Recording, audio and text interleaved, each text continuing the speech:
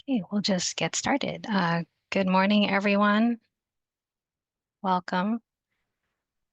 Thank you so much for taking some time out of your day to join us for this year's UC System-Wide Global Accessibility Awareness Day, or GAAD, or GAD. I'm Judy Tai at the University of California Office of the President, and I'll cover a few administrative details before handing it off to our esteemed speakers for the day. This webinar is being live captioned, and we have two American Sign Language interpreters who we are spotlighting the entire time. If you are unable to see them, try rejoining the webinar on a device with a larger screen. If you have any questions along the way, pop them in the Q&A, and our panelists will help, or they'll save the questions for the Q&A session at the end. Finally, we are recording today's session, and once the video has been uploaded and captioned, we will send out a follow-up email to all registrants with a link to the video and resources. We are super excited that Wendy Tobias recently joined UCOP as the inaugural System-Wide Disability Rights Director in the System-Wide Office of Civil Rights. Wendy is no stranger to blazing trails wherever she goes. Before joining UCOP, Wendy was the inaugural Chief Accessibility and Inclusion Officer at UCSF, in addition to being UCSF's ADA coordinator. Sorry, not sorry to UCSF for poaching Wendy. I'm looking forward to working with Wendy to promote accessibility awareness and ensure that UC is a place where individuals with disabilities can thrive. And with that, I'll hand off the mic to Wendy to kick off our annual accessibility event. Thank you so much, Judy. And I will just wait for the next slide. Make sure we're all set up. All right, awesome. So, hello everyone. Again, my name is Wendy Tobias. I use she, her pronouns, and I am on my 8th day as the System-Wide Disability Rights Director in the System-Wide Office of Civil Rights in the UC Office of the President. Most recently, as mentioned, I was the Chief Accessibility and Inclusion Officer at UCSF. And before I share our agenda, I'll ask for the next slide. I wanted to share that the System-Wide Office of Civil Rights, fondly known as SOCR, assists in developing system-wide initiatives, policies, procedures, guidance, and best practices to proactively prevent and respond to reports of discrimination, including harassment. SOCR develops and delivers education and training programs to campus civil rights offices and other university partners involved in preventing and responding to all forms of discrimination, harassment, and related retaliation based on protected classes. The System-Wide Office of Disability Rights, where my role sits, is situated in SOCR and provides direction and support to location ADA coordinators, disability services officers, civil rights offices, and local implementation officers, medical centers, labs, the Office of the President, and other campus partners. Our Disability Rights Office assists in implementing system-wide initiatives and best practices to address compliance with the Americans with Disabilities Act, or ADA, as you'll hear today, Section 504 of the Rehabilitation Act, and other state and federal laws and UC policies, and is focused on positioning the University of California as a community model for accessibility. So thank you all again for taking the time today to learn about digital accessibility. Next slide. I have a philosophy I want to share first before we get into everything, and that is this. The way we talk about people with disabilities shapes our attitudes and actions. And I'm going to say that again so we can really kind of sit with this for a moment. The way we talk about people with disabilities shapes our attitudes and actions. People with disabilities contribute to our community and often provide creative solutions to challenging problems because many have encountered physical or attitudinal barriers in life and have developed unique workarounds. More importantly, people with disabilities are a part of our collective community as our students, employees, patients, and others. We must ensure all members of our community can fully and meaningfully participate in our programs and services. Our discussions about people with disabilities, whether it's people who may not currently be disabled talking about people with disabilities, or people with disabilities talking about people with disabilities, These discussions during informal, maybe water cooler, if you will, conversations or more formal ones, over time shape the accessibility of our community environment. It is important we all share a collective goal of ensuring accessibility, including digital accessibility, for everyone. It is always important to ensure accessibility is discussed early when developing policies and practices for things like admissions and employment, any of our committees, academics, research, construction, healthcare, and last but absolutely not least, especially today, digital environments in all the areas I recently mentioned. Next slide. Ensuring digital accessibility may increase, and this is non-exhaustive, inclusion, or the ability to fully participate in our programs and services. A sense of belonging, or the knowledge that people with disabilities are encouraged, like all people, to engage in our community. It can also increase positive healthcare outcomes and patient satisfaction in our UC medical centers or in our student medical centers. And of course, and importantly, student and employee retention, satisfaction, and productivity. For example, if our employees have an accessible environment, they can do their very best work free from the extra labor of addressing inaccessible items so often. Our students thrive in accessible academic and co-curricular environments when they have an equal opportunity to succeed. Ensuring accessibility may decrease the following, again, not exhaustive. It may decrease our collective community risk of complaints regarding inaccessible environments, and of course, attrition levels for all of our community members. People want to stay where they feel they belong and have an accessible environment. Next slide, please. So now I'll review our agenda and introduce today's speakers. Following me, we'll have a legal discussion with Trevor Finneman, our principal counsel in Disability and Education Affairs in the Office of General Counsel in the UC Office of the President, followed by don'ts and do's with Eric Mays, user interface developer. Using artificial intelligence for accessibility work with Lucy Greco, our accessibility evangelist, and how we created community around accessibility at UC with Lucy Greco and Jill Walters, Digital Accessibility Program Manager. And we'll finish up with a Q&A. Next slide, please. So thank you to all our event organizers, Kem Lumnakrot, Doug Harriman, Lucy Greco, Trevor Finneman, Jill Walters, Eric Mays, Victoria Simons, and Chris Patterson.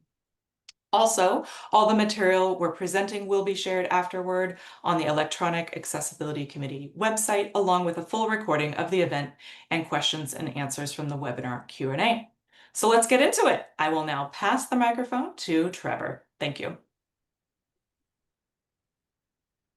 Thank you, Wendy. I'm going to provide a brief overview of the recent regulations from a legal perspective. But first, I'll have a disclaimer. This presentation is provided for informational purposes only and is not to be construed as legal advice. Neither this presentation nor your attendance today is intended to create an attorney-client relationship. This presentation has not been written to recommend any particular course of action. So I'm going to briefly recap past enforcement of digital access obligations by both private plaintiffs and government enforcement efforts. And then we'll turn to the digital access regulations from 2024. We'll talk about the scope, the compliance deadline, the technical standards, including what content is covered by that technical standard, the 5 exceptions, and then some other flexibility that's built into the regulations.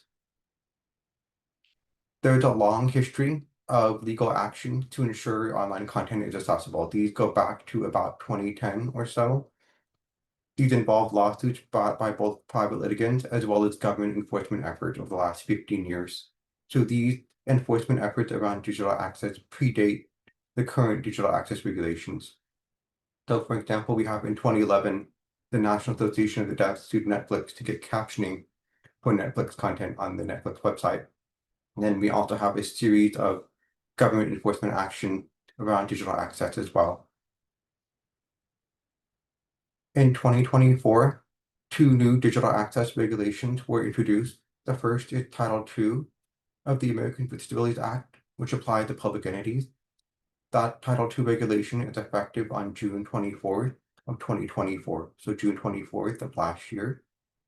And then the second regulation that includes guidance for digital accessibility is the Section 504 regulation from the Department of Health and Human Services, which applies to recipients of Health and Human Services funding. The Section 504 regulation took effect on July 9th, 2024. The regulations set compliance deadline. They have a 2 or 3 year grace period, depending on either the size of the entity or whether or not the entity employs 15 or more employees. And so for Title II, for entities with a population of more than 50,000, the compliance deadline is April of 2026. For entities with a population of less than 50,000, the compliance deadline is April of 2027. And it's similar for Section 504. For entities with more than 15 employees, the compliance deadline is May of 2026.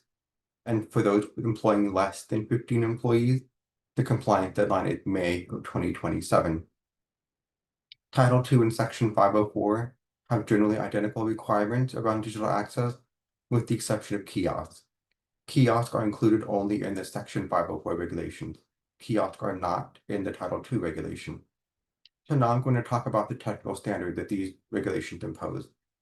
Both Title II and Section 504 impose for the first time in the ADA and Section 504 a technical standard. The technical standard that these regulations have adopted is Web Content Accessibility Guideline 2.1 AA. This is the 2018 standard that incorporates for the first time in WCAG guidance around tablets and smartphones. And so this means that the content that we provide on tablets and smartphones must be accessible. We'll talk a little bit more about that here in a minute, but what this technical standard does is it draws a line in the sand, and it lets courts and entities like the University of California, the state of California, and cities around the United States determine what is accessible and what is not accessible. So it provides us a benchmark to try to meet for the accessibility of our online content. It provides clarity that was not there previously in this space in the law. The scope of the technical standard is fairly broad. Two types of digital content must comply with the technical standard if they're provided or made available online. The first category of content is web content, which is broadly defined as text, images, sound, videos, controls, animation, and conventional electronic document. We'll talk about conventional electronic documents a bit more in a few minutes. This content can be accessed via web browsers, media players, plugins, and other programs, including assistive tech. And so what this means is that web content is interpreted fairly broadly. It would include, for example, email sent in Microsoft Outlook, as well as their attachment, which would be conventional electronic document. The second category of content that must meet the technical standard are mobile applications that the public entities or recipients of Health and Human Services funding make available to the public. So we'll turn briefly to conventional electronic documents now. These are situated in an odd spot within the definition of web content, but they are explicitly defined as web content. The regulation provides an exhaustive list of what constitutes a conventional electronic document. They include, for example, PDFs, word processor files like Microsoft Word, presentation file formats like the PowerPoint you're looking at now, as well as spreadsheets like Excel spreadsheet. It also includes Apple's equivalent for these, so it's not limited to just the Microsoft Office suite. The regulations also note that not all of the WCAG criteria apply to conventional electronic document, but they instruct us to do our best to match up what we can and ensure that these conventional electronic documents are as accessible as possible and meet as many WCAG requirements as possible, even if not all of them are applicable. I want to talk briefly now about the language provided or makes available. This determines the scope of content that needs to meet the technical standard, which is fairly broad. And so the technical standard applies to web content and mobile applications that are provided or made available directly or via contractual licensing or other arrangements. And so directly means both content that the entity itself creates as well as procured content that it posts from third parties.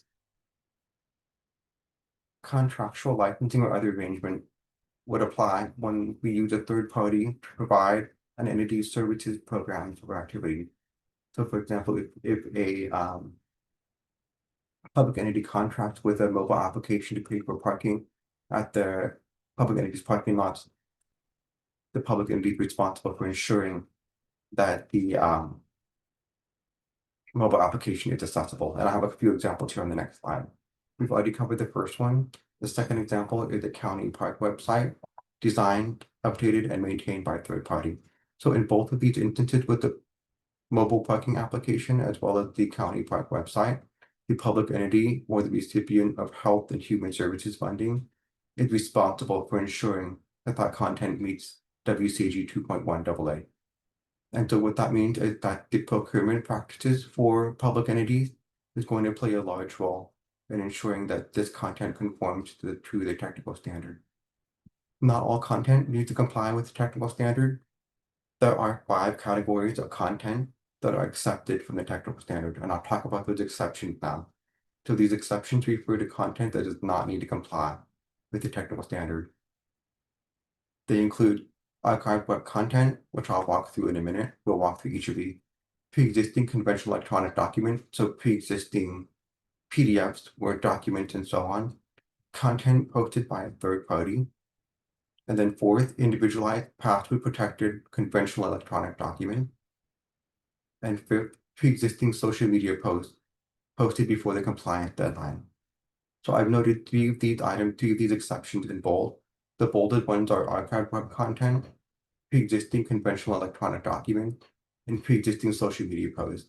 Each of those 3 bolded exceptions contains an element of pre-existing, so they're going to phase out over time. The further we get away from those 2 or 3 year compliance deadlines in April 2026 or April 2027, these 3 exceptions are going to become less relevant. They only apply to content that was created in the past. And so I'll start by talking about archived web content. Archived web content is defined in the regulations. So it includes both web content, so online content, or paper documents, or physical media. And physical media would be videotapes, audio tapes, for example, or CD-ROM. And so all of those web content, paper documents, and physical media that were created before the compliance deadline, not the first element of this definition of archived web content.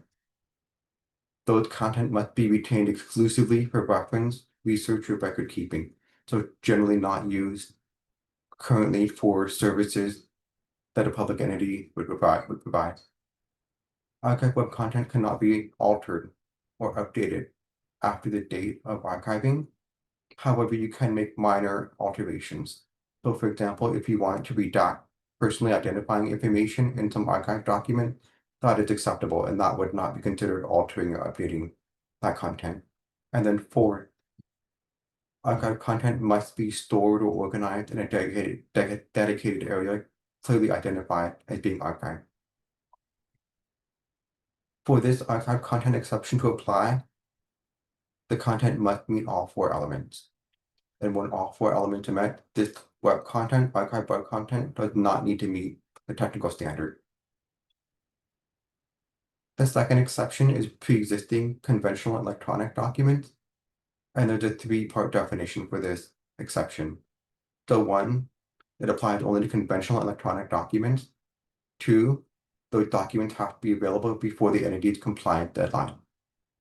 And 3, they cannot be used to currently apply for, gain access to, or participate in an entity's services, programs, or activities. And I'm going to go through a series of examples now for the remaining exceptions. So this is the first example. In 2018, a town posted a PDF flyer for a Thanksgiving Day parade that November on its website. Does this exception apply? The exception does apply, so this content does not need to meet WCAG 2.1. And the exception applies because this content was posted in 2018, so it was available before the compliance deadline. It's a PDF, so it's a conventional electronic document, and it's not currently used to access any service, program, activity because it refers to a parade that happened in the past. I have two more examples to help illustrate this exception. Example 2. A state posted a PDF version of a business license application on its website in 2020, so before the compliance deadline. In 2028, members of the public still use that PDF to apply for a business license. Does the pre-existing conventional electronic document exception apply here? It does not apply, because the PDF is still used to apply for business licenses. You still use that document to access or apply for the state's service program activity. Example 3. In 2028, a city updates a Microsoft Word document that was first posted on its website in 2020 to include the city's new contact information. Does this exception apply?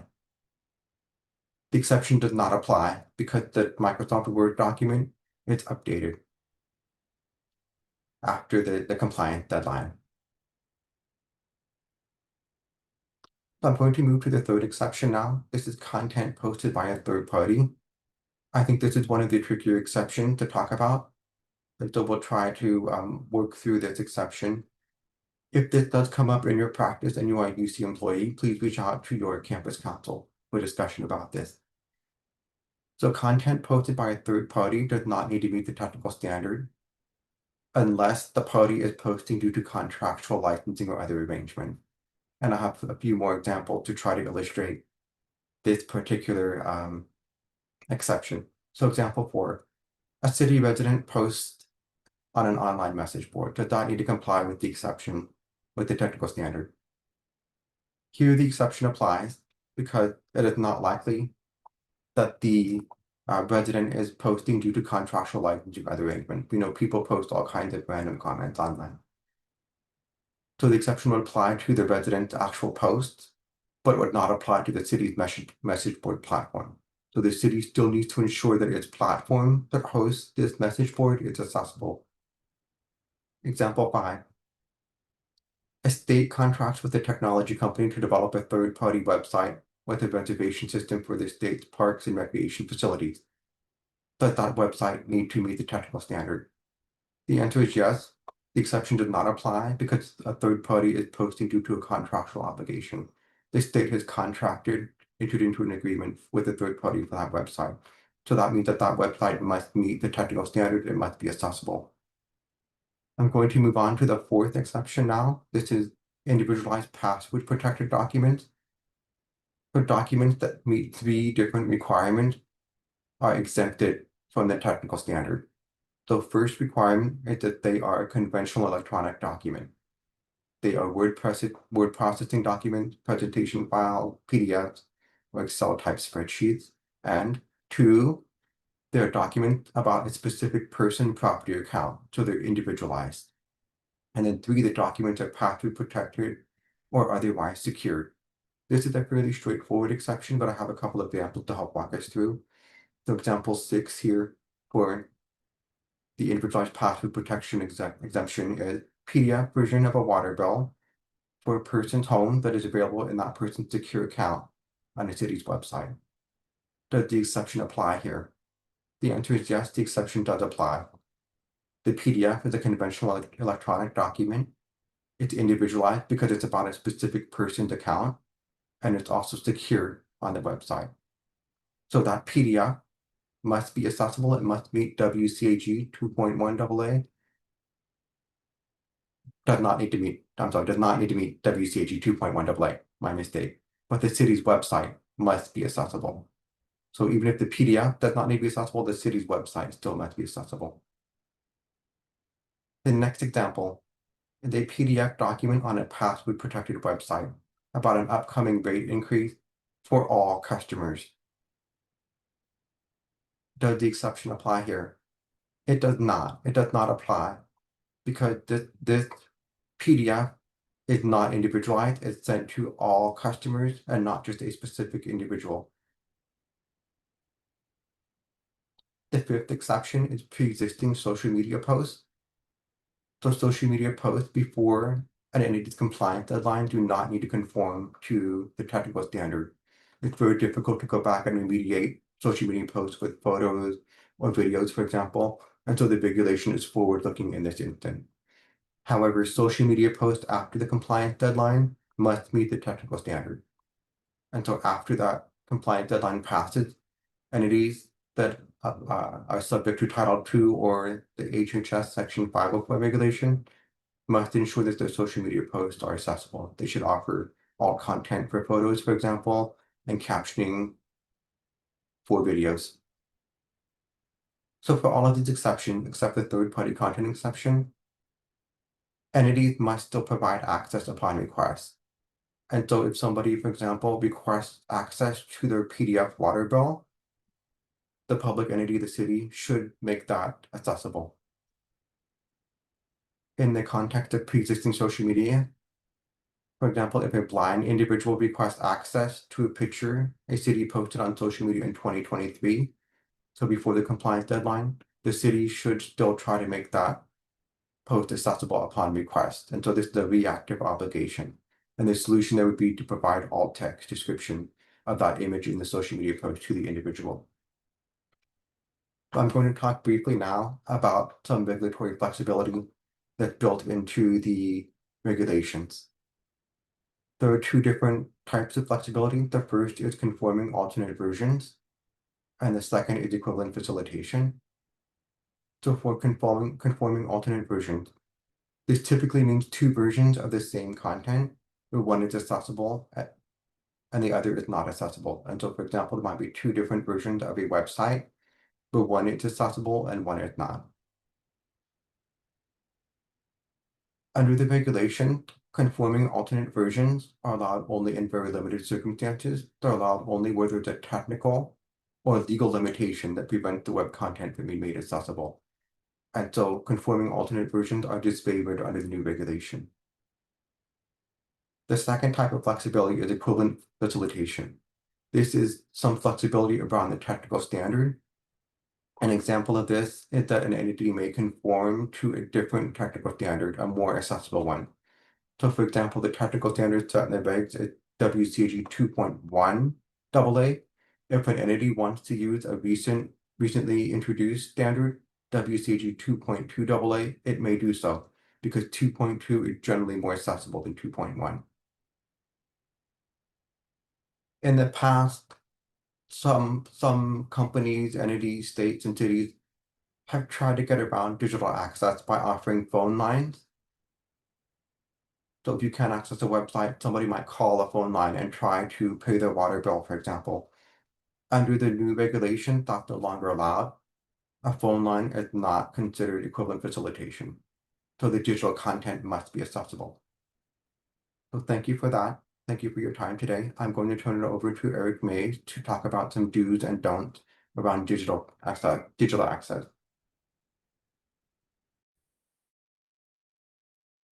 Thank you, Trevor, for that clear and insightful legal overview. Those examples were incredibly helpful to understand the legal foundations as we continue to build accessible and inclusive digital experiences. Hey, good morning, everyone. I'm Eric Mays. Happy Global Accessibility Awareness Day. I'm a UI UX developer in my 23rd year at UC Santa Barbara. I also spent 4 years as a student developer before transitioning into my current role. During that time, I was fortunate enough to have an incredible mentor, my manager, Joe Sabato, who introduced me to the importance of accessibility in design. And one of my first major projects was helping design and develop the interface for our university's first online student registration system, replacing an older telephone-based process. And that experience deeply shaped the way I think about inclusive design. I've got a picture on the slide as well of when Tim Berners-Lee, inventor of the World Wide Web, helped open the 2012 Olympic Games by tweeting out live, "This is for everyone." That moment really resonates deeply with me. It was a powerful reminder that accessibility isn't just a feature, but it's foundational. And he even is known for saying access by everyone, regardless of disability, is an essential aspect. So let's just remember that. That principle helped shape the way I created my accessibility mindset, the one I still carry with me today. Not to see inclusion as an afterthought, but as a fundamental part of good design. And today, our goal is to help you either take the first step toward an accessibility mindset, or strengthen the one you already have. It's about shifting perspective, seeing compliance not as the end goal, but as the foundation for creating genuinely inclusive experiences. I see the compliance deadline as an opportunity to do better for myself. And let's go beyond checkboxes and deadlines. Accessibility should create meaningful access, not just meet minimum guidelines or reduce risk. Accessibility is about people, not just policies. We ask people with disabilities to spend hours learning how to interact with the world that was built for them, navigating systems, interfaces, and environments that exclude. But how often do we take the time to learn how to design better, more inclusive interactions? Recognizing our own biases is the first step toward building experiences that welcome everyone, no matter how they see, hear, move, or think. And if you're a designer building something, pause and ask questions like, can someone navigate this without a mouse? What if they can't see, hear, or process information the way I do? If you haven't considered scenarios like these, bias is likely shaping your work.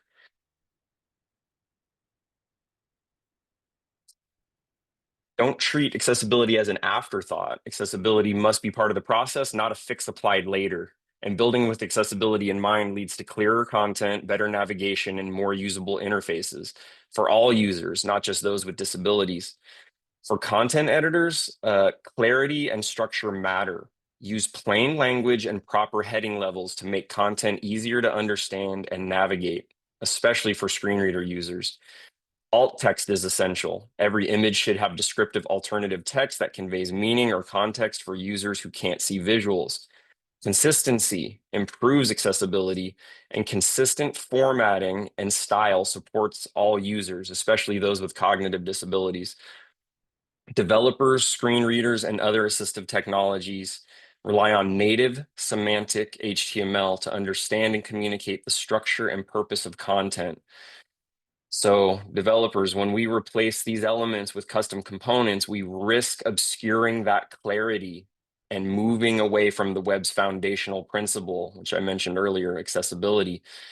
Semantic HTML is foundational, using elements like nav, button, and article, native elements appropriately to give assistive technologies the right context. Keyboard access is non-negotiable. Ensure users can fully navigate your application using only a keyboard, no mouse required. And when using ARIA, use it wisely, if at all. ARIA roles and attributes can enhance accessibility, but only when semantic HTML doesn't meet the need. Misuse of it can actually break accessibility. And don't assume all users interact with your design the same way. As designers, it's crucial we think inclusively from the start. This means intentionally designing for users with a wide range of needs and abilities. On the do side, we want to support users with cognitive differences like autism and dyslexia, as well as physical, visual, auditory, and emotional challenges. By doing so, we make our experiences more usable for everyone, not just those with disabilities. And on the don't side, these are common pitfalls we want to avoid. For example, assuming all users can use a mouse, read text easily, or handle fast animations. That can exclude people. Accessibility isn't just a checklist, it's a mindset, right? Like I mentioned. It means thinking of edge cases as core users, not as afterthoughts. And as a developer, I often think I know everything when it comes to accessibility. But unlike learning a new programming language, I can't learn digital accessibility in one afternoon. There are too many nuances. And AI will continue to close the gap with some of those. However, let's make sure we're manually reviewing and testing automated things, whether it's the code that GitHub Copilot provides or audio descriptions and captions that AI generates for us. They still require human intervention. Testing without screen readers is like leaving out a browser in browser testing. Testing without a keyboard is like leaving out touch controls when designing for mobile. And using UI frameworks without understanding their accessibility implications is like building a house with prefabricated parts without checking if the doors are wide enough for everyone to enter.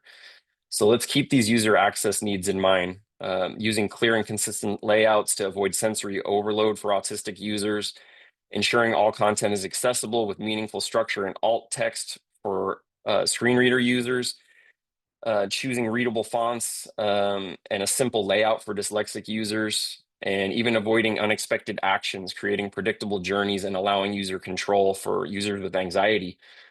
On the slide, I've linked to a fabulous resource guide. It's the UK Home Office posters, and these slides will be available after the presentation. These posters remind us accessibility isn't one size fits all, and each group has different access needs. There's a great list of don'ts and do's on these posters. Not about just checking boxes, but creating digital spaces where everyone feels welcome, capable, and in control. A critical accessibility mistake is designing only for mouse or touch interactions. Not everyone uses a mouse. Many users rely on keyboard navigation, screen readers, even switch devices to interact with digital content. If your site or app isn't usable without a mouse, you're automatically excluding those users. For content editors, one quick fix is to avoid vague link text like click here or read more. These phrases don't tell screen reader users what the link is actually doing. Instead, use meaningful text like download the annual report or learn more about our services. Challenge yourself to use inclusive language and descriptions. On the development side, always test your product using the keyboard, among other things. Can you tab through everything in a logical order? Are focus indicators visible so the users know where they are? And does a screen reader announce buttons and links correctly? Accessible interaction starts by making sure that users can get around regardless of the tools that they use. And one of the other most common accessibility issues is using color alone to convey information. For example, if an error message shows up only in red text, a user with color blindness may not notice it or know what it means. Similarly, users with low vision may not see subtle color changes, like a faint red border around a form field. That's why color should always be paired with another indicator, like an icon, bold text, or a written instruction that says, please enter your email address. Also, make sure your color contrast meets WCAG, that's the Web Content Accessibility Guidelines standards, especially for text over content or text over backgrounds. Low contrast may look sleek, but it's unreadable for many users. And when it comes to forms, go beyond color. Use clear, visible indicators to help screen reader users understand what went wrong and how to fix it. In short, color can support meaning, but it can't carry the message alone. On the screen, I have an example of an accessible form validation.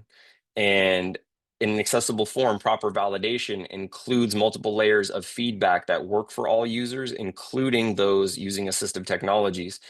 Here's how a well-structured form might be designed.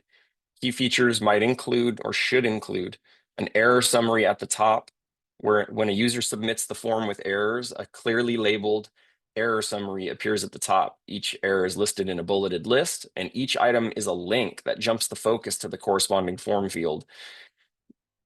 Using field groups with field set and legend, related fields such as a group of radio buttons for contact method are wrapped in a field set with a legend to provide context that they're in a group together. And inline error messages. Each field with an error displays an inline message related immediately next to or below the field describing the specific issue.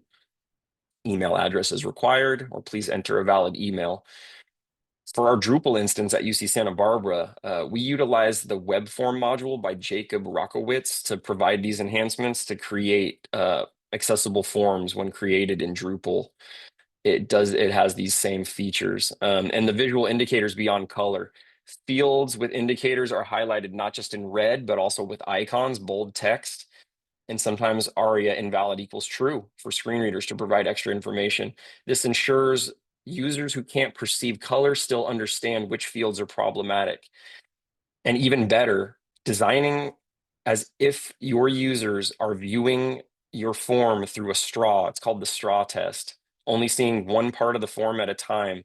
For low vision users, stacking fields in a clear, linear top to bottom flow reduces cognitive load and makes it easier to follow. And it's just easier to understand for everyone. You don't get overwhelmed by the form. avoiding placing fields side by side or using complex layouts that break the visual and logical flow. Next, content like images, videos, and infographics can be powerful tools for communication, but if they're not accessible, they immediately exclude users who can't see or hear them. Every image should have descriptive alt text, especially if it conveys meaning. For example, a chart showing rising sales should describe that trend, not just say sales chart. For videos, always include captions for users who are deaf or hard of hearing. Captions help in noisy environments too, so they improve usability for everyone.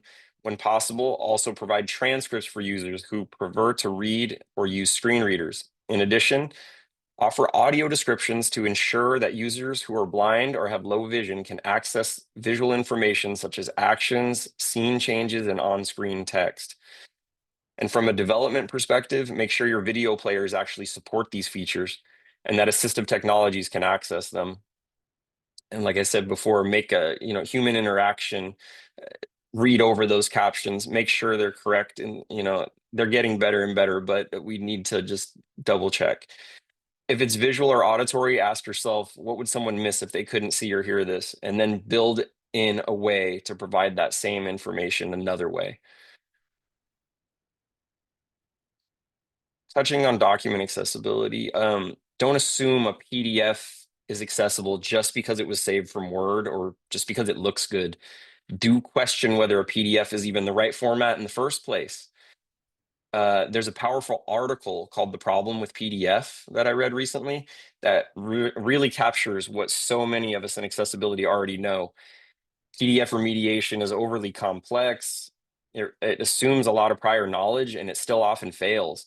And the author, who is blind, describes how even supposedly accessible PDFs regularly block access to critical information, even medical referrals, and how frustrating and demoralizing that can be. That's not just a tech issue, that's an equity issue. And it raises the question we all need to ask: why are we still defaulting to PDFs when we know they so often don't work for everyone? So let's not keep adding to the problem. As we move forward, we must be intentional about choosing formats that support accessibility from the start, or at the very least, providing alternative formats. There are some paid for tools that are able to generate multiple formats from your existing documents or documents that are being created now, text files, enhanced HTML, EPUB, and electronic braille. Those are paid for solutions, but yeah, let's just question whether it's the right format in the first place. And one of the biggest misconceptions is that accessibility is something you check off once and forget about, but accessibility isn't a one-time task. It's an ongoing process. Technologies change, guidelines update, and most importantly, user needs evolve. What works today might not work tomorrow, especially if you're constantly adding new features or content. That's why it's important to regularly review your content, not just for grammar or tone, but for clarity, readability, and accessibility. Are your headings still structured well? Are links still meaningful? Has anything new been added that might introduce barriers? Don't assume the automated tools are enough. Automated tools catch only a small percentage of issues. Manual testing and user feedback are essential for real-world accessibility. We also need to remember compliance doesn't equal usability. Things can pass a test, but they might not be a great user experience. And you can't patch a bad user experience. We tend to design for what feels intuitive to us. Instead, test with people who use screen readers, switch devices, or rely on captions. Their feedback reveals gaps you won't catch alone.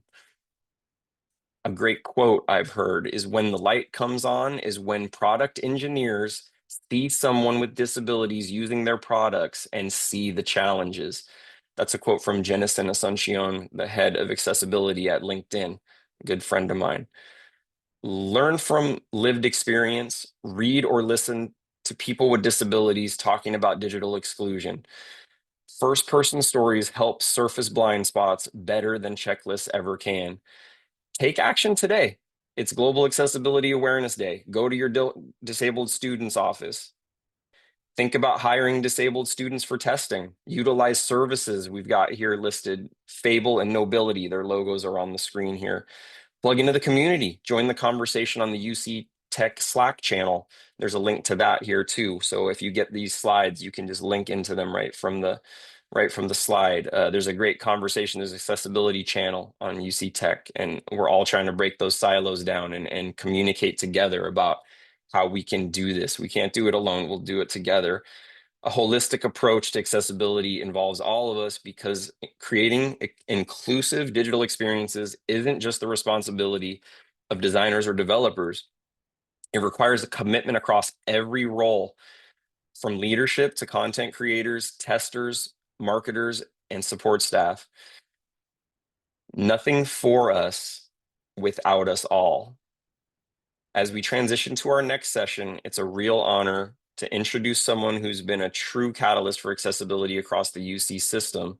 Lucy Greco has not only advanced the work, but built a passionate community around it. As she prepares for retirement today, actually, we're especially grateful to have her with us today. Please join me in welcoming Lucy Greco to share about using artificial intelligence for accessibility work. Thank you. Good afternoon or morning, everybody. I guess it is still morning. Yes, this is my very last UC webinar, and I'm very nervous for some reason. Zoom Workplace Someone, GAADAI slide. All right, so I'm going to give you a brief, and I mean very brief, introduction to using AI for accessibility work. To give you the too long did not read, the answer is, of course you can use it, but always be cautious and be aware. Eric, I want to thank you for that great presentation. You really hit on a lot of great points, which lets me skip through my slides really quickly for everyone. Open the slide. Next button. Slide 3 of 9. Dog scene. Oh. Button previous. Slide 1 of 9. AI and access. Oh, I'm getting confused because I skipped a slide intentionally. Open the next button. Slide 3. All right, so here is an image, and this image is one that we want to audio describe for some reason. We are alt text for some reason. I have graciously had Doug offer to be our reader today. So Doug, can you please describe the image on screen for our audience? Sure. I would describe this as two dogs snuggled together on a couch in front of a window.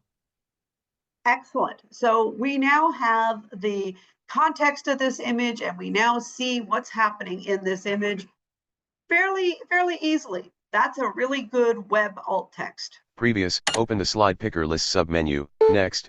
What I'm going to show you now is a series of 4 slides with 4 different applications that blind people use to get alt description in their lives. This is something that we use ourselves. We can show these tools a picture or take a picture directly, and it will describe it for us. Slide 4 of 9. Dog scene from Google Lookout. So this is from Google Lookout. I'm going to give a codicil before I get Doug to read this one, telling everyone that this is a really old description. I cannot show you what it would show you today because it's currently under NDA, but it does get better. So Doug, let's get that description that we have from Google Lookout read, please. Sure. The image alt text from Google Lookout is, in this picture, we can see dogs on the couch. Behind them, we can see a speaker and a guitar. Through the window, we can see a wall and some plants. Excellent. So we've now got much more detail. We know that there's a speaker, there's a guitar, and there's a window with plants. Is that necessary? That's totally up to the author who's deciding to use this image. That might be a little long for a website, but maybe for, a book that's telling the story or something like that, that alt text might be appropriate. Previous. Open the next. Slide 5 of 9. Dog scene from Seeing AI from. So Seeing AI. Now this particular application, Seeing AI, and the next one we'll be looking at are both generated with ChatGPT as the back end. And I mentioned that so you can see how different it is when different prompts are used. Doug. All right, we've got 2 dogs are lying on a couch. The dog in the foreground is lying on its side with its head resting on the couch cushion, while the dog in the background is lying on its stomach with its head resting on the other dog's body. The couch is positioned against a wall with a window above it. To the right of the couch, there is a guitar leaning against the wall, and next to it is a speaker. There is also a small table or stool with a few items on it near the speaker. The floor is wooden, and there is a small rug partially visible under the couch. Fantastic. We've got tons of information in this one. If this is something that a blind person is getting for themselves from the app, this might be very appropriate. This is way too much information for a website, though, or say for a PowerPoint presentation, except for this one. I want to point out to everyone the table that this one mentions. A lot of people say they can't see it necessarily, but what I will have you know is that has a bunch of gaming accessories on it for my accessible gaming. Previous, open the slide picker. Next, button, slide 6 of 9, dog scene from Be My Eyes. We're almost Previous, near the end. button, open the slide. Again, this is a slide from Be My Eyes and also from ChatGPT. Doug. All right, from Be My Eyes, we have the image shows two golden retrievers lying on a dark gray couch. One dog is resting its head on the other, and both appear to be relaxed and possibly sleeping. The couch is positioned near a window with white blinds, allowing some light to filter into the room. In the background, there is an acoustic guitar leaning against the wall next to a tall speaker. The wall is painted a light green color, and there is a small stack of wooden folding chairs next to the couch. The floor is wooden, and there is a small piece of patterned rug visible, visible near the couch. Thank you, Doug. So we've got a lot more information now. We now know there are golden retrievers. Actually, I don't think they are, because I've never, ever had two golden retrievers at the same time in my house. Not because I dislike them, but because they're rarer in my community of friends. And we know that there are blinds, and we now know it's an acoustic guitar. Again, is that a lot of information? Yes. Is it enough information? Some people will say no, some people will say yes. You, the author, have to decide. Remember that this image and the previous image from Seeing AI were both generated using the same version of ChatGPT. Previous, open the slide. Next, slide 7 of 9, dog scene from Gemini from Google. So this is now using Google Gemini's engine, and this is what is built into Google TalkBack, which is the screen reader on a Android phone. Doug. All right, from Gemini, we have two dogs are lying on a couch. The dog in the front is a golden retriever, and the dog in the back is a white Labrador retriever. The golden retriever has its head resting on the couch and its body curled up. The Labrador retriever has its head resting on the golden retriever's back. The couch is a dark gray color, and the room is decorated with a guitar and a speaker. The photo was taken at an angle to show the dogs' full bodies. Amazing. We've got so much more information again that we may have missed in some of the other images, but some of the other images had information that we missed again. In conclusion, for alt text, what you should do is try using alt text creation with an AI. Use ChatGPT, use Copilot, use Anthropic, anything that you have and that you want to use. But pick and choose what those tools create to give the image that's important. Is it important to know that the dogs are golden retrievers? Well, that was wrong. So you can eliminate that fact completely. One is a golden retriever and one is a yellow lab that is white. That is amazing information. That does give some very good context. If the story is about the two dogs, you may want to put the dogs' colors in there. If the story is about the fact that dogs are lazy and comfort loving, I think it's enough to say that there are two dogs curled up on the couch. I do like the fact that Gemini told me the angle, but that's only because it's actually correcting me, the blind person, taking the image, not necessarily needed to be in the context for the alt text. Now we're going to move on to other uses of AI for accessibility work. Previous, open the next, slide 8 of 9, Echo Labs, a truly amazing AI. So here is a tool that has done some really, really amazing work. I'm going to stop sharing my screen, or sorry, stop presenting, and I'm going to GAAD AI slide app. Bring up this video Application. For you. This is really amazing work of audio description Screen done reader. by an AI and done with only I think I was told it took 30 seconds for the AI to generate this very familiar video for some of you. Toolbar. Opening a new window, I'm pasting the URL, which turns out to be the only way I can get Google Slides to let me open the URL, everybody. Luna AI Audio. The Macintosh computer sits on a pedestal. Steve Jobs inserts a disk into it.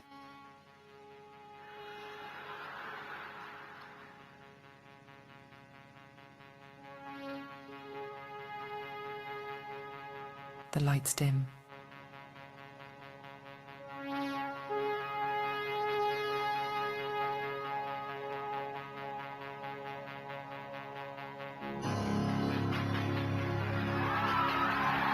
The shot changes to the Macintosh's screen.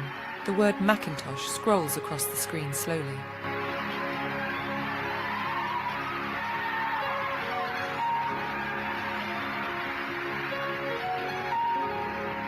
A new screen appears with the word Macintosh at the top.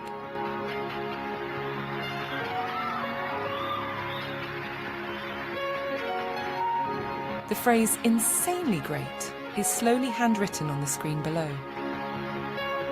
The screen switches to a drawing tool showing a woman combing her hair. Toolbar. So I'm not going to share the rest of that slide with you, and I'll represent, but Load there's to not exit much full left on my slides. That was an amazing job of audio description. I kid you not, my hair stands up on end every time I hear it. Maybe it's because of the spooky music, but I think the audio description on that is truly astounding. It is really good, considering that even the voice was an AI voice. It was really well done.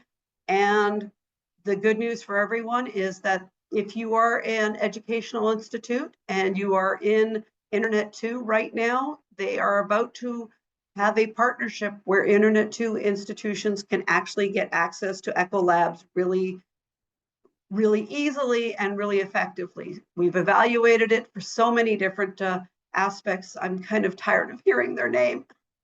Just kidding. I want to talk a little bit about coding for AI. When you try and use AI to code, you really do need to check your work. The story I have for you on that is that about a year ago now, an individual tried an experiment where they asked GitHub Copilot to generate a widget for a WordPress site that would automatically create a bookmark and give the screen reader user the ability to jump to the bookmark and then back to the text. His first effort at doing this generated over 3 pages of code, lots of JavaScript, and never actually worked. He then tried to modify it, even telling it to remove JavaScript, got it down to about 7 or 8 lines after code prompting it to no end, just keep going. And ultimately, it never ever came up with the right code to be used in this particular circumstance. This is meaningless to people who are not coders, but coders will know that the best thing to use for a footnote is anchor links. Create a link that will jump a person to the footnote at the bottom of the page, and then create another link directly after that footnote that will jump them back to the same place where they started to begin with. That takes a total of 2 lines of code, and he was only able to get GitHub Copilot to get it down to 6 lines of code that didn't actually work and didn't actually work within a WordPress environment, which was one of his criteria. Can you use AI to code? Yes, those AIs are getting better and better every day. Should you test it? Absolutely. Should you depend on it and only use AI? Never.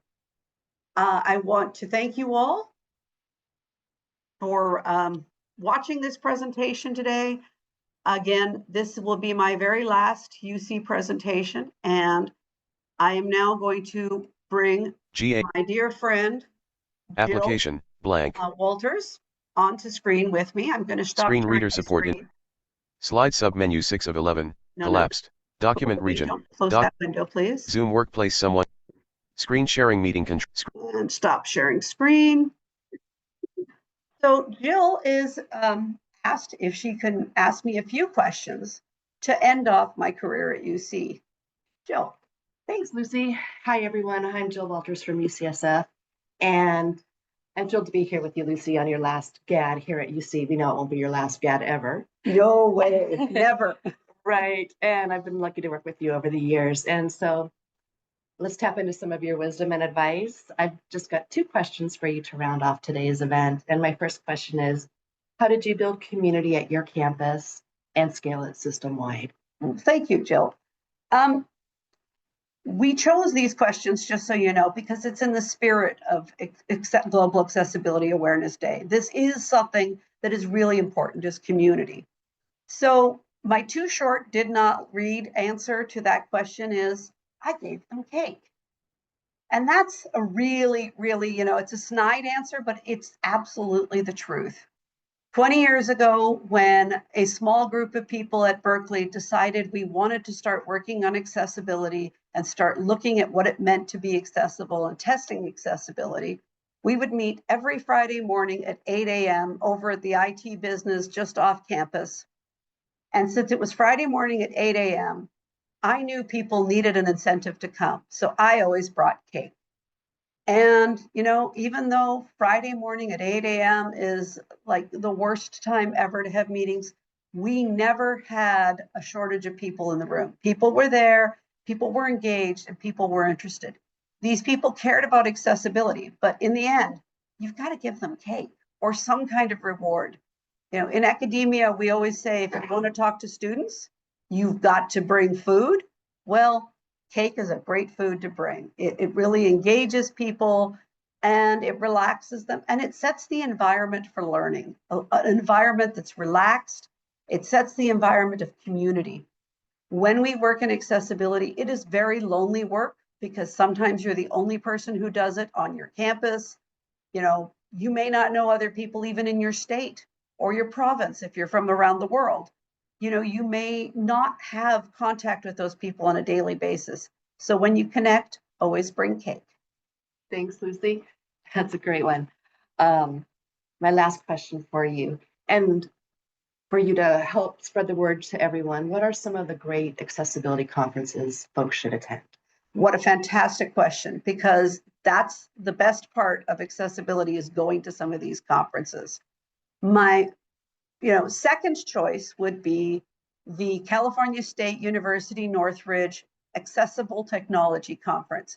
This is a real nerds conference, at least if you want to go to the exhibit hall. You can nerd out to your heart's content, go around the exhibit hall and play with all the toys and actually learn about different technologies that are out there. Everyone from Sony having accessible game controllers to different manufacturers of Braille displays. I've got to play with wheelchair robotic arms and different mounts for different devices on wheelchairs. It's a really fun place to go learn about technology. There's tons of sessions by world recognized experts. There are 2 different kinds of sessions. You can have the paper track, which is really like reporting out on research people have done, or the sessions about different topics to help you learn. It's a great conference. However, my favorite part about CSUN is meeting with people in the hallways, having dinner, talking accessibility, and being part of community. The best way to get accessibility is to build community, be friends, be happy, join others. So CSUN is number 2. For number 1, my most favorite conference is very much an academic conference, in that people from academia go to this conference. There are people from around the world who go to this conference. One of my favorite data visualization people from the UK shows up. There are people from Canada, people from the US, and that is Accessing Higher Ground. It's a conference held every November in Denver, Colorado. It's an amazingly good conference. It has a bit of an unconference feeling to it in that they have roundtables with discussions. And they have really in-depth discussions and conversations during the other sessions about how to achieve accessibility. A lot of sessions on creating accessible PDFs. My personal vendetta and choice is to try and reduce the amount of people who have to struggle to create PDFs. But they also have some really good, how do you generate, textbooks for students, to How do you create good websites? It's an amazing conference for content. It's a smaller conference. And when you run into the people in the hallway in that conference, you're going to get a really good feel for the people in this community who care, who love, who have community. We laugh, we cry over our difficulties, and community is definitely strong at Accessing Higher Ground. I think I'll go to both of these in the future as an independent person, because for me, seeing my friends and being at these conferences makes all the hard work of accessibility worthwhile. Thank you for that question, Jill. You're welcome. Thanks, Lucy. Well, I hope to see you and others at these conferences in the future. Let's wrap up and turn it back over to our host. Thank you very much. And I want to send a personal thank you to the entire committee on this particular event. Chris Patterson, Doug Harriman. Doug, thank you for your readings for me. Judy Ty. Victoria, I cannot remember your last name. I'm sorry. And Eric Mays. Wendy, thank you for your introduction. And Jill, especially thank you to you for making my last presentation a fun one and an enjoyable one for everyone. Happy Global Accessibility Awareness Day, everyone. So we're heading off into Q&A. Victoria, Chris, and Doug will be handling Q&A for us. It doesn't look like we have any outstanding questions in the Q&A, so you can pop into the answered portion of that panel to see what we've already answered. One of the most common questions is, will these materials be shared afterwards? Yes, they will. If you check out the initiative page on the Electronic Accessibility Committee's website, that's where we will eventually be posting this webinar along with its recording, all the materials you've seen, all of the questions from chat. We're going to condense those, condense our answers, all the links that we've been sharing in there, they will be provided there as well. So check that out in a week or two. And in the meantime, you can also check out all of our past GAD webinars are there already. You can see the recordings. Lots of different sessions, lots of topics that have been covered over the years. And again, all the materials from those are available there as well. All right, we've got a couple new questions. Chris, do you want to maybe answer Corey's question live? Sure. So I assume that UCR is in there, but I will reach out to the UC Tech Slack admins and make sure that ucr.edu is whitelisted. I don't know about any subdomains under UCR though.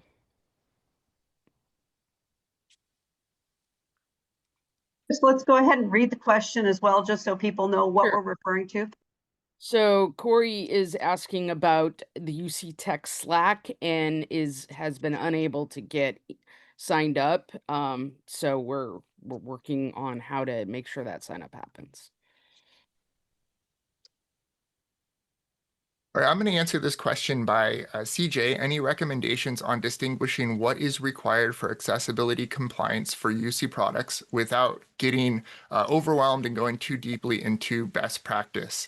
The Web Content Accessibility Guidelines, WCAG, those are going to be a great starting point. The UC Accessibility Policy currently adopts WCAG 2.0, and under the new Title II rules, we are going to be adopting WCAG 2.1 as of next year. So it's great to start designing to that.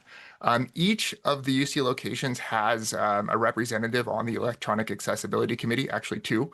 We have those folks listed on the EAC website, actually also on the initiative webpage. So if you check there, you'll find some names of people at your location that you can ask for questions like that. It's a perfect person to go to, and they'll be able to kind of point you in a next direction. Lily Huang asks, wait, it just disappeared. Lily Huang asks, who should we contact and work with for our accessible UC portal systems? The vendors, ? Our IT office, what references can we share for accessibility education to vendors? So we have the Electronic Accessibility Committee, and the link was shared earlier in the answers portion of Q&A. Each campus has, most campuses have 2 EAC reps. Some have 1 or 3, and we can discuss that with you. So reach out to your EAC rep for system-wide concerns, there are folks addressing that or looking into those. So, and with vendors, I mean, we don't offer necessarily training to vendors, but there's lots of public training out there. The W3C is a great site for tutorials. So yeah.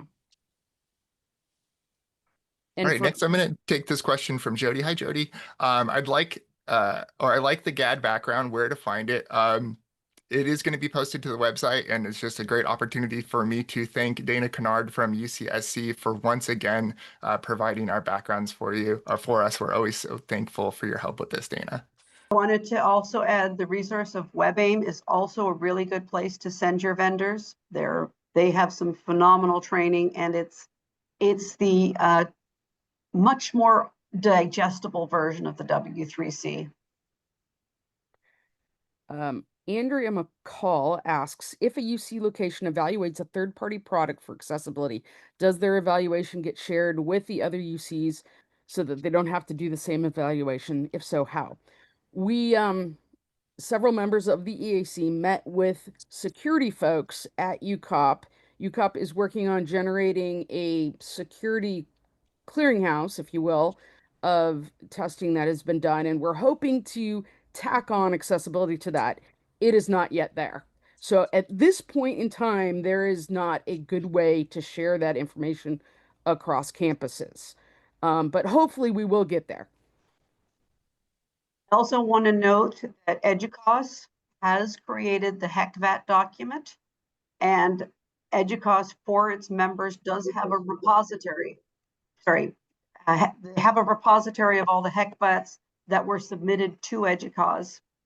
And, you know, what we've been doing for years is picking up a phone and calling our counterparts at all the other campuses. I mean, we want this to be an actual repository. There are some constraints that make it impossible to do it, but we've been trying, and I hope that that will be soon something that's more than available for everyone. And let's see, Trevor, I saw you briefly typing an answer to Jeanette's question. Would you like to field that live? Jeanette asked if there will be any updates to the UC electronic accessibility policy. Sure. Thank you. Thank you, Jeanette, for your question about the IT accessibility policy. It went through the policy advisory committee last month in April and was approved for a 90-day comment period. The 90-day comment period should be happening at some point this year. We'll let you know once that happens to give your feedback on the draft policy. But thank you for asking. Personally want to thank the entire policy committee. They met weekly for 2 years to draft probably one of the best looking policies I've ever seen. All right, I'm going to take Tuna Lee Martin's question. Can you talk more about testing? Say we have an online tool, we can test it, but it would be great if there was a testing pool we could tap into, or how's the best way to get one together? So Lucy is coming up with a list of resources, and providing that to the EAC. So if you reach out to your EAC representative on your campus, they'll have access to that list. It's not something, I mean, that's something that you would pay for, access to those external resources. So, and some campuses do have on-site resources for testing. I also want to remind everyone that we are a university. We have students. We have students with disabilities. You can reach out to your disabled students program at your campus and, you know, offer that pizza. Better yet, offer to pay people for their time to test for you. Our students, you know, are going through school at an incredibly hard time to be students. It's very expensive to be here. Give them a job, get them to help you test. I love working with students personally. So for Jody's question earlier about the Zoom background, I added a link to and responded to her question in the Q&A. So Joseph Feria Galicia asks, what UC funding sources are available for campuses to draw from to meet and exceed WCAG 2.1 conformance levels? Generally speaking, we put the process of funding remediation on those that are creating the content, whether that is a campus, a department, or whoever's generating that content is responsible for ensuring that that content is also accessible in whatever cost that is required to make that happen. So there's no UC-wide funding for that. We got a question on if the links to the resources Lucy shared will be available. All the resources shared in the chat and talked about should be available on the EAC website, which has been posted a few times in the Q&A once the webinar is uploaded. I'm going to take Marisa's question here. Is support available from UCOP to assist with document conversion or to check work done by colleagues? I'm interested in ensuring that program applications meet the technical standards. So that would be a great question to take to your local electronic accessibility committee rep. Me for OP, so you can reach out to me through the OP address book. But again, on the initiative page, you'll find a list of membership in the EAC, and each location's rep will be able to kind of point you to what is available at each location, in addition to all the resources available for everybody on the EAC website. And you'll definitely find stuff there on topics like PDF accessibility. It's going to be really important for people to advocate for these things. We are in a tight budget situation always at UC, and accessibility work is always put on the organization or group that's creating it. But nothing's stopping you from advocating up your campus to departments above yours for assistance in that area. The importance for accessibility just can't be emphasized enough. So advocate on your own campus, advocate up to UCOP, work with those members of EAC, learn a little more and become a little better every day. Received a question on the required accuracy level for closed captions. Section 508, I believe, says it needs to be 99% accurate. So that's where human captioning comes in, or having a human go through an AI generated caption to confirm accuracy and punctuation. Answering Jeff's question here, have there been any UC-wide notices, communications regarding the upcoming April 2026 deadline that can be referenced when reaching out to clients? Yes. We have an article up on UCNet, on the UC Network site. I believe there's a copy of it in the UC Tech blog as well. I want to give big thanks to Judy and Trevor for helping us put that together. So we'll pop a link to that into the answered section here as well. But that's an article that you can easily share around, and also has some resources at the very bottom for kind of next steps from there.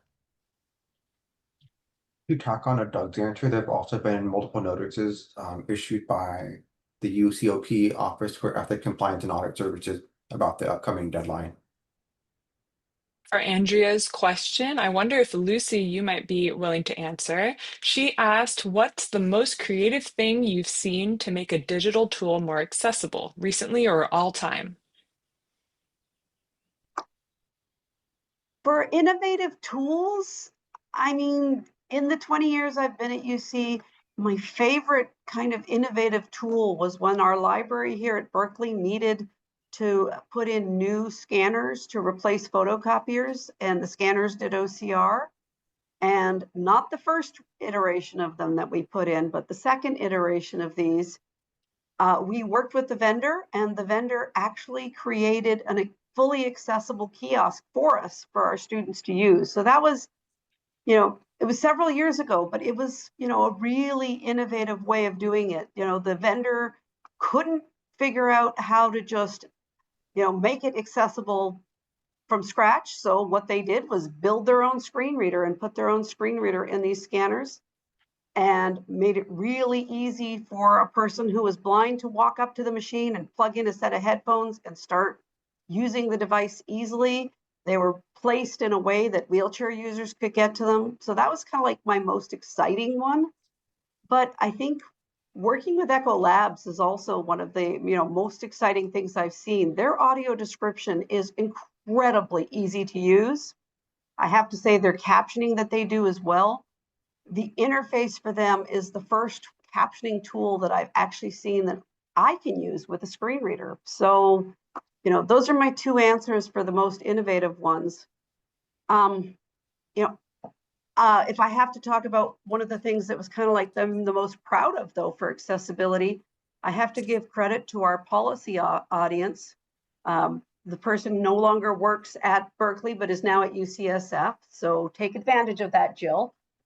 But our policy office, about a year and a half ago, made the commitment to remove all PDFs from their website and create them as HTML. And I am so proud of Andrea Samuel Whipple, because that was a huge task and it was really accessibility forward. So hope that was what you were looking for as an answer there, Andrea. We have a question from Lily Wong. Moving forward, what should we specifically advocate for in accessibility? What action items should we push forward? So there's the WCAG 2.1 and 2.2 guidelines are the guide, right? That's where we want to focus our efforts. I would say do high traffic content first, do new content before old content, and reach out to your EAC representatives for help in pushing that forward. I would also advocate for a lot more resource pooling and sharing. A lot of the challenges that we're trying to tackle here have been solved at other locations or elsewhere. And the more that we can kind of take what already works and leverage it in other cases is going to be really helpful. Somebody asked about testing and a pool of testers. As you find testers, it would be great to share those with your EAC rep so we can kind of create something like that pool. With resource scarcity being what it is, we're really going to have to kind of all work together and contribute to this to really meet the moment. And then something else you can always ask for is just time and opportunities to focus on accessibility. There are some ways in which incorporating accessibility doesn't require any extra time or work from you, but there are other ways in which it might, especially when you're learning it. So, as a manager or as maybe a staff member kind of working with your supervisor about this, just giving folks a little extra time to learn these things and incorporate these techniques into their work is really valuable. I want to say that I'm really proud of UC for doing as good a job as they have. They've done some really amazing work to get to be more accessible. Judy and I last year did a study to see what the UC is actually committing towards accessibility work. And because most of the people who work on accessibility have other jobs, we have approximately 15 locations, including the laboratories and all the rest of that at UC, but we have only 7, and once I'll be leaving, I think that goes down to, no, at 7 after I leave. 7 full-time FTE working on accessibility, the majority of which are at Berkeley because Berkeley is working on responding to a consent decree. So, people like Jill, she's not working full-time on accessibility. Chris is doing other work as well as accessibility. Doug is doing other work besides accessibility. Their FTE count is very low. And I might have the number wrong, but it's still, we don't even have 1 full-time FTE at most campuses. And the work we've been able to accomplish without that, imagine what we could do if we had the right number of FTE at each campus, which is more than 1, just so you know. It's hard work, and people who are skilled in accessibility need to be rewarded for what they do. And it's also an investment that really pays dividends elsewhere. I mean, just speaking from my own experience, by learning how to do, say, document accessibility, I've learned to use programs like Word and PowerPoint so much more efficiently. Or, by teaching folks, just regular staff members, accessibility, you're providing a really, really tangible way for each and every member of our community to contribute to our equity and inclusion missions, which is, something we don't always have opportunities to do outside of maybe being a manager and incorporating it into hiring or evaluating employees. All right. Thank you, Doug, Victoria, Chris, and Lucy for handling our Q&A session.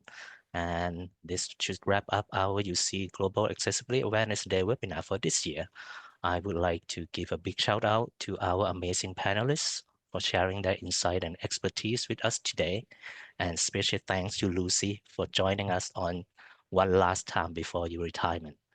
And to everyone who joined us, thank you for taking the time to participate.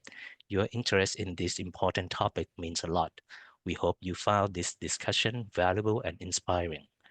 We are already looking forward to seeing you all again next year. So in the meantime, please keep an eye out for a follow-up email with a link to today's recording resources so you could revisit and share any part of this presentation that you found especially interesting.